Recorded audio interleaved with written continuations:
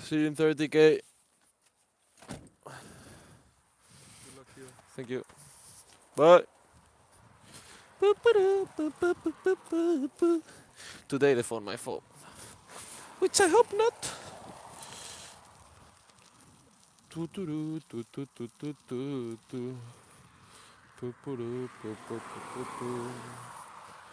I'm waiting for the car to go through.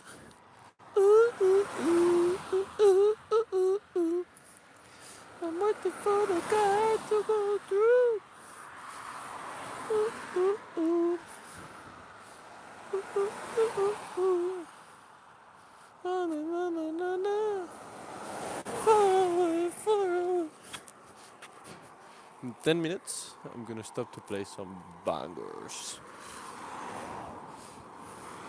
I just never want you. You want me.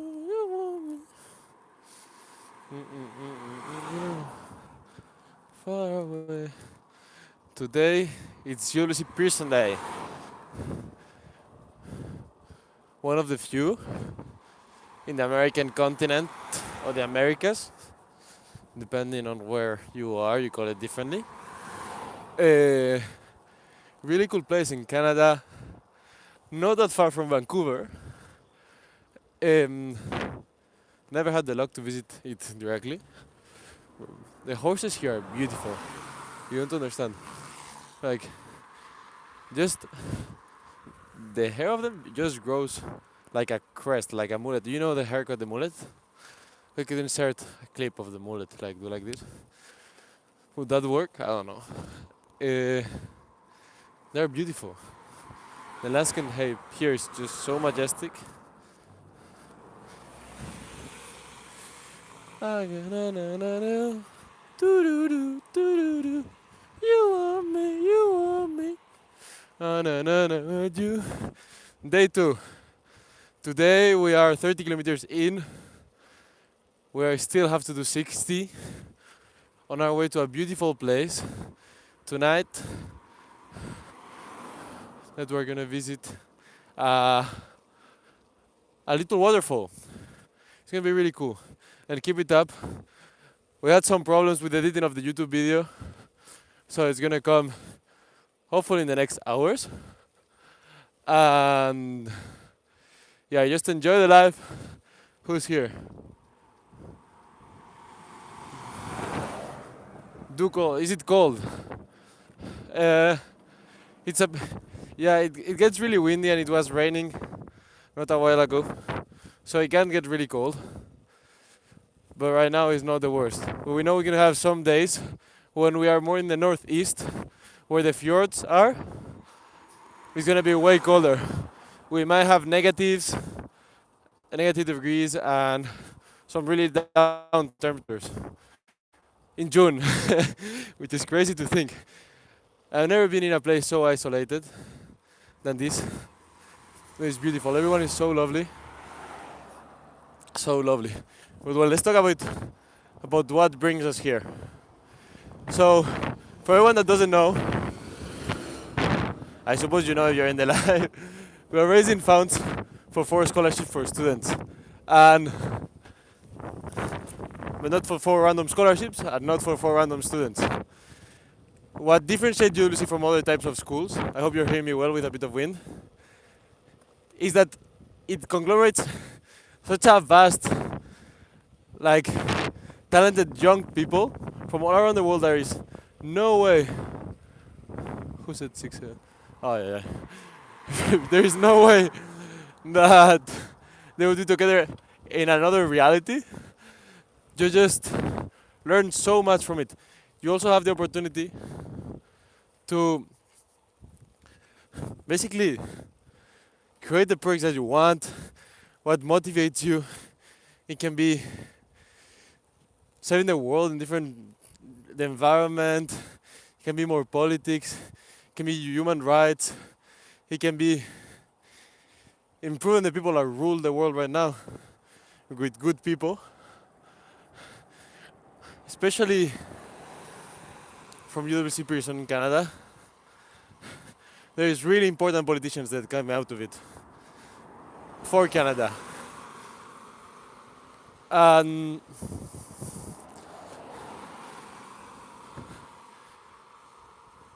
how do I explain this?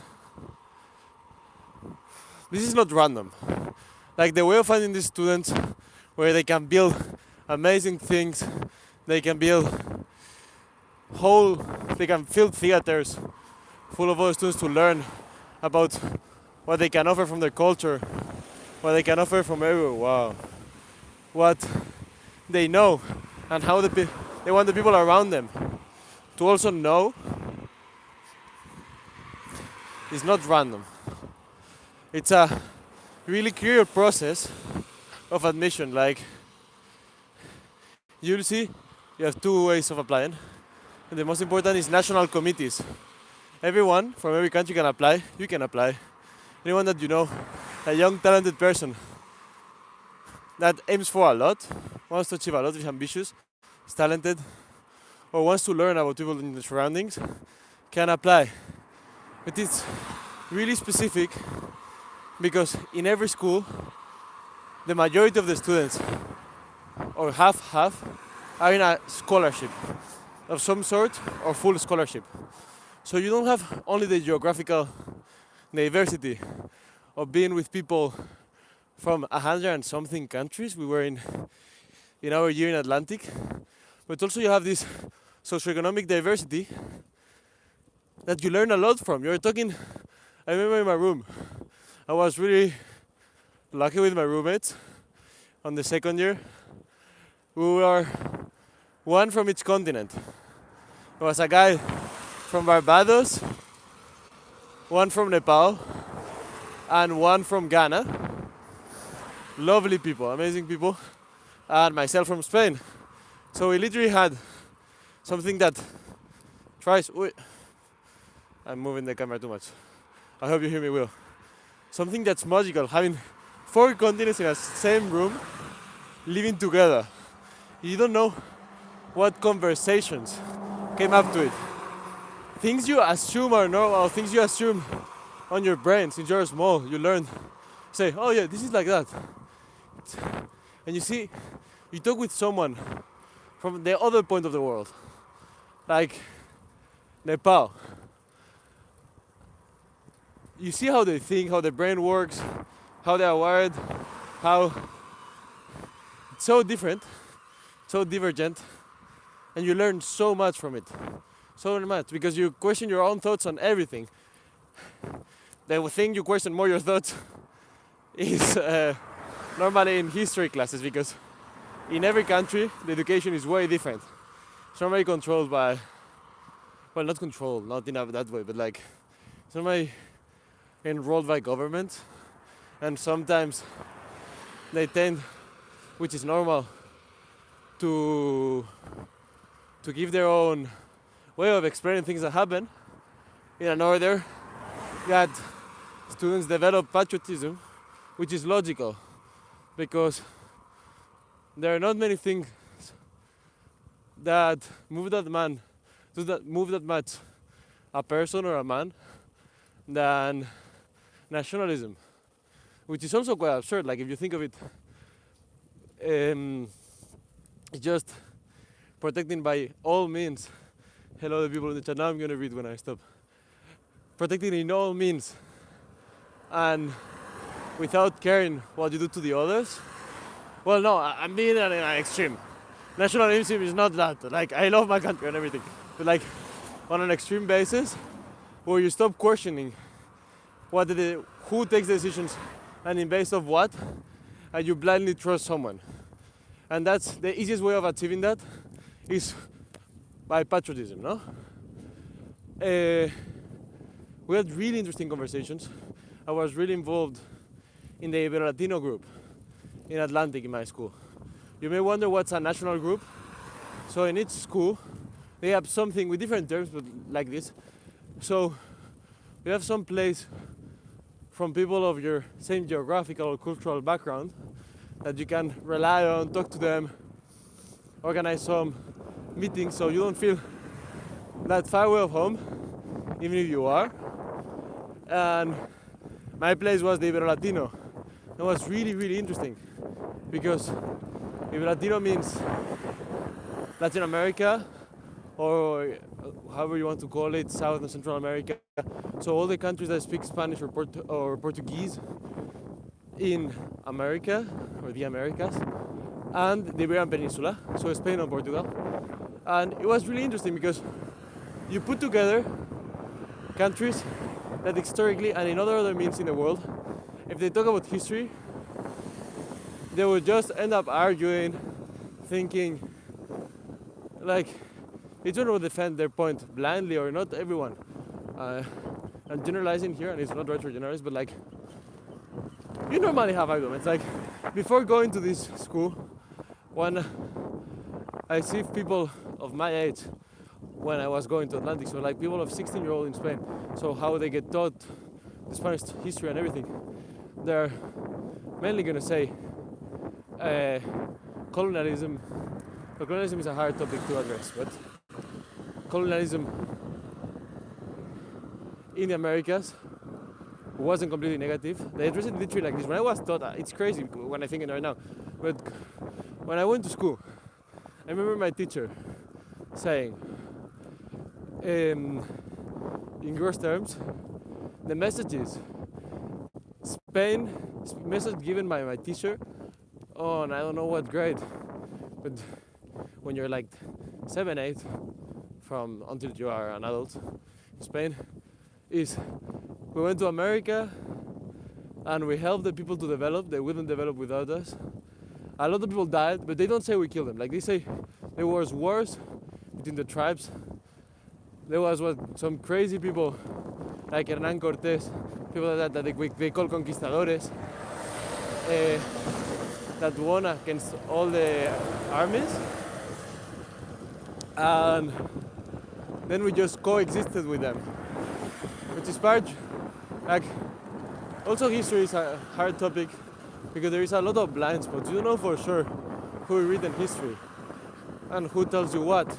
That's why there is so much of an argument with Latin Americans, Southern Americans and North Americans, with Spanish and Portuguese, no? Because they might have a whole different history. I was talking from people of my national group that was every day together having these conversations of how you got taught history about colonialism.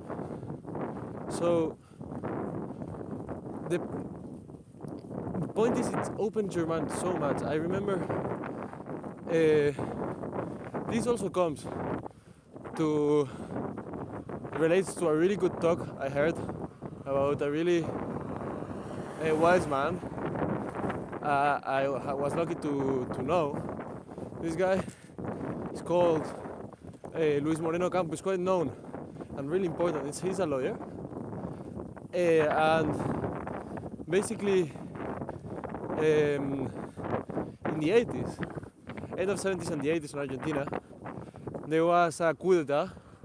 So the military took control of the government, and in that control they killed a lot of people, they persecuted without much caring. They killed, well, they did horrible things, which I consider crimes against humanity. And after that, they just defended themselves. Say when it managed to achieve democracy, because their end goal with this revolution was to achieve democracy and was to create a common state in Argentina. Or I might be mistaken in many things, so I will clarify if I'm wrong later. But the main thing they wanted to achieve was to get the democracy. So they covered themselves on that, no? And when they covered themselves after prosecuting, killing and torturing, so literally crimes against humanity, by saying you wanted to do a good thing, you say, does a good reason justifies what you do to achieve peace or to achieve anything, no?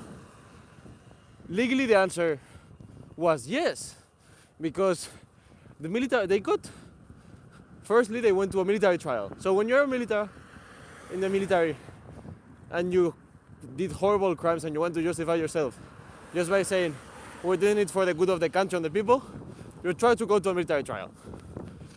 But that didn't pull off, because I said, no, no, no. You are the first ones that after ruling the country, you are going to a civil trial. What does that mean, you may ask? Why do you go to a civil trial? That means it's a trial with public prosecutors, and the government has to show that they are guilty, so they go to jail or they pursue charges. Problem: there was a vast majority of people that supported these guys, the military, because they ruled the country for a long time and they were liked by a lot of people. The people that ruled, and by fear maybe they achieved it, but that's not important. So there is this guy, going back, a really young judge. He was something like 30 if I'm not mistaken. Really young judge at that point, who gets called and they say, you're the only one that could be clean, in terms of you have no relation with them, you have no relation with the army, you have no relation that we wouldn't trust you, which was really weird because everyone was really scared of prosecuting them, and actually no one accepted that role because they were feared to be killed. And during a lot of months where they have to look at Google Maps. Oh, I can't reach the fucking phone. So during many months, the thing that he has to do is provide proofs, legal proofs, like people that testify against these people. Yeah, that sounds easy. That doesn't sound like a problem, no? But then you think that the government was made out of fear, and everyone that wanted to testify just went to the houses and feared them that they would do horrible things to them. So you have this problem. You have to make people testify. You're being prosecuted by the followers of the last government. They are threatening your house. They are calling your house. There's a movie about this. It's Argentina 1984 or 85. And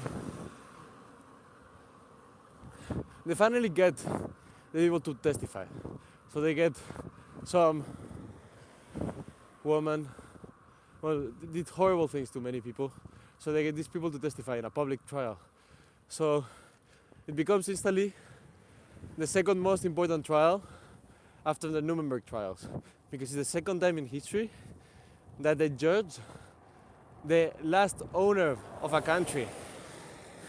So you are literally putting in trial someone that ruled the country for many years, even by fear. At the end they proved that they were guilty, they proved it, and they actually put charges and they put them to jail. Not as long as they wanted, but they put them to jail. It was a successful, really, really successful trial, really, really mediatic, because they were all in live TV. And this guy is called also Luis, like me, and I was lucky to talk to him. We talk a lot about how human behavior works in the most basic environment, which is the tribal environment and the tribal way of thinking. So you have the most basic civilization is I protect my people to survive. I don't know why I'm getting there. I think I lose. How do you say?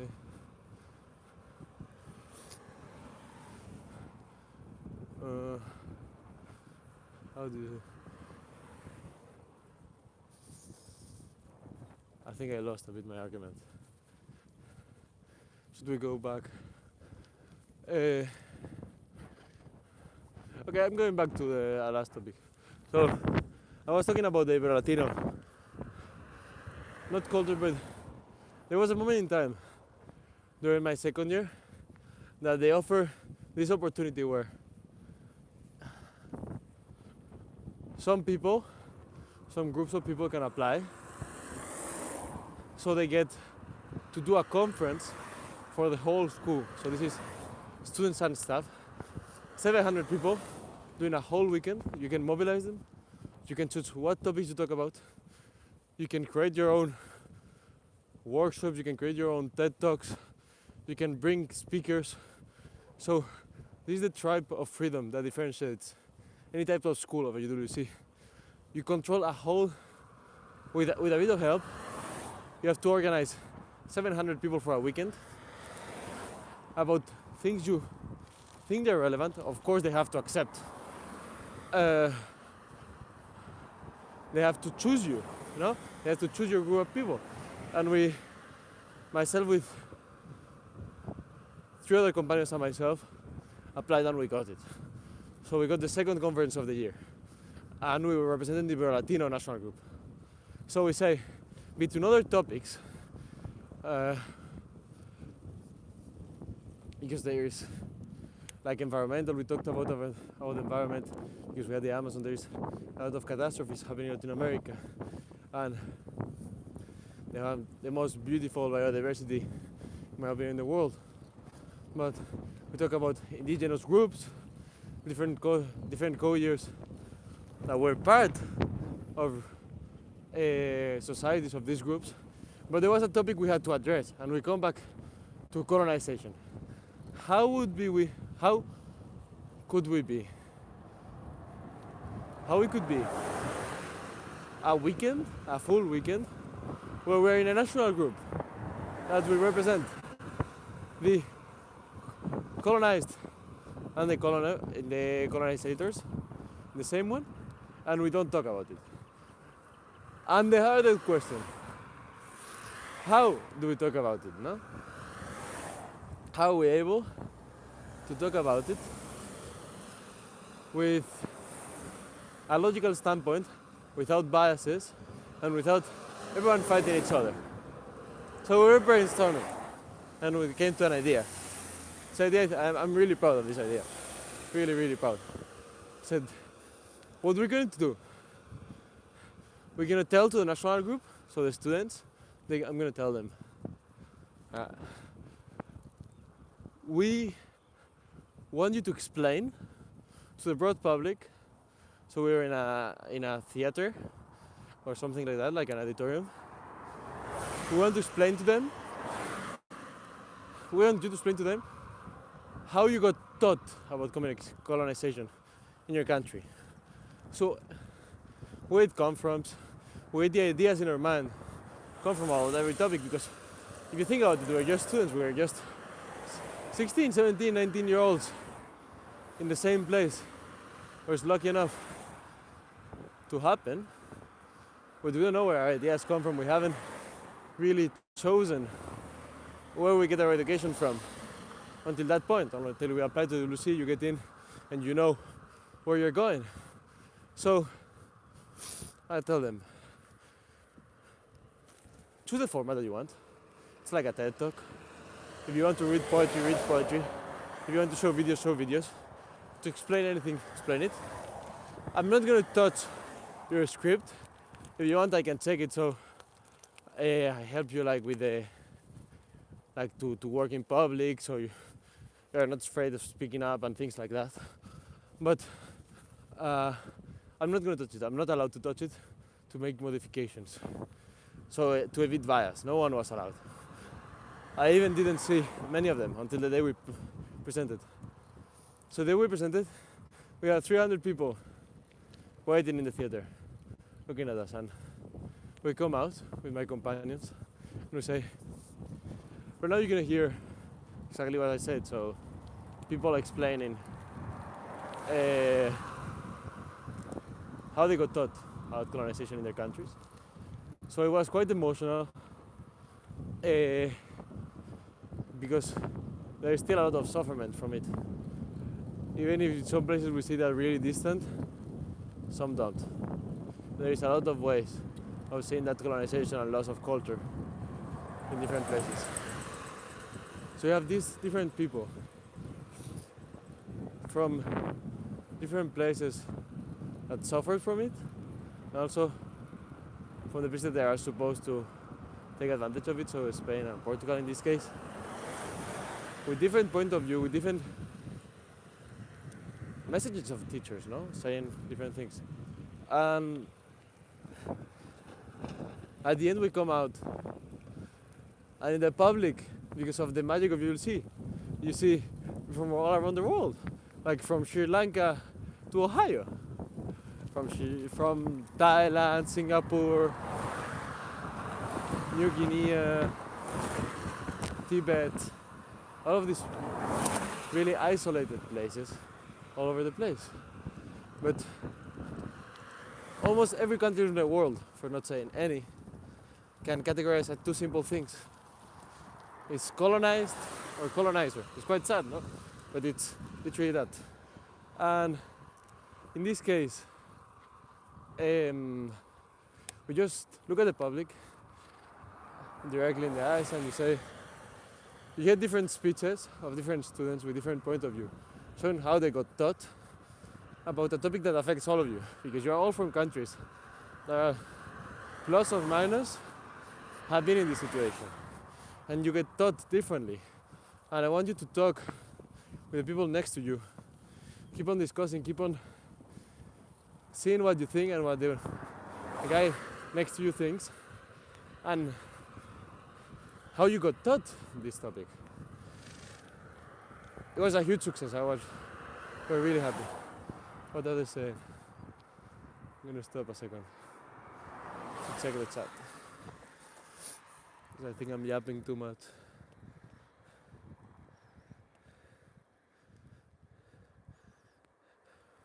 Maria Garcia, hey! Hello. Maria Garcia, 6'7". Wow. Bye. What's name? Bifröst. Education Without Borders. 3 scholarship for people, or from students that are in war zones, and 1 from One Icelandic. That's what we're reaching for. 120,000 euros. So please help us. Anything is help, like everything you can add. It's really, really appreciated. It's for a really good cause. What years old? Bye. Hi, Alessandro. Roberto Martinez, Maria Garcia, hello. Again, 6'7". How are you? Let's sit. Ah, they want to eat. Okay. So my companions want to stop to have lunch. I think they're hungry. It makes sense. We're just in the middle of nowhere. It's a bit raining. The landscape is beautiful. Just foggy all around. So peaceful. Just the cars sometimes came a bit too close. Too high speeds. Like that discovery. I don't know. I would summarize ULC. How would I summarize ULC? I would say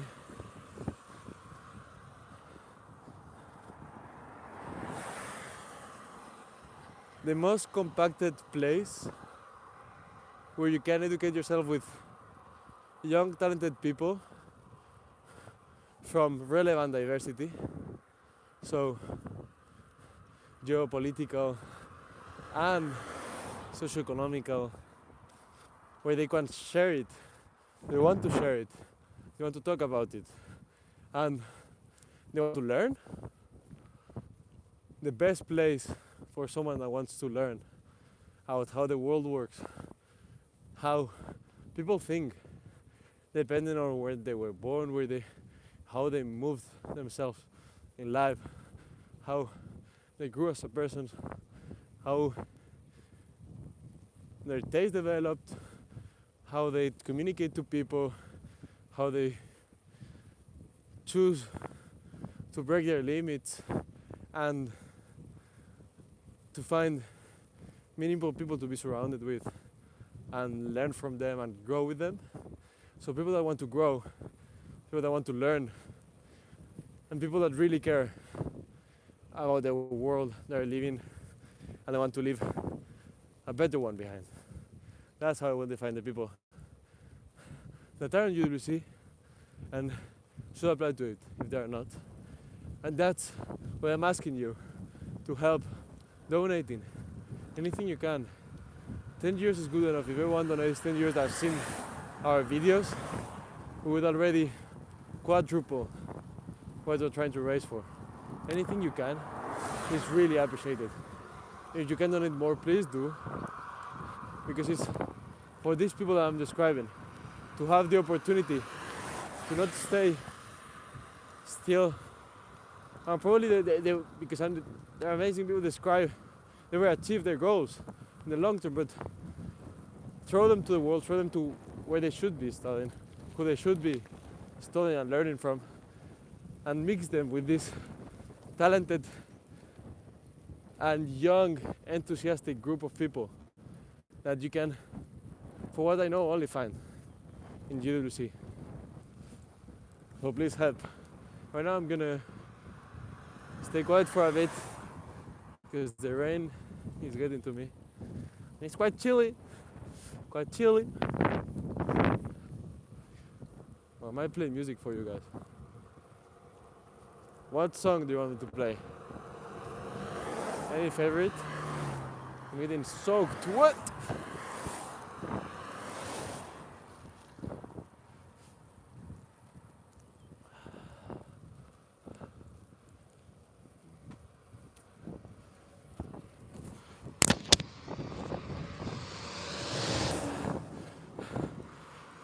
I don't know how the camera is not wet.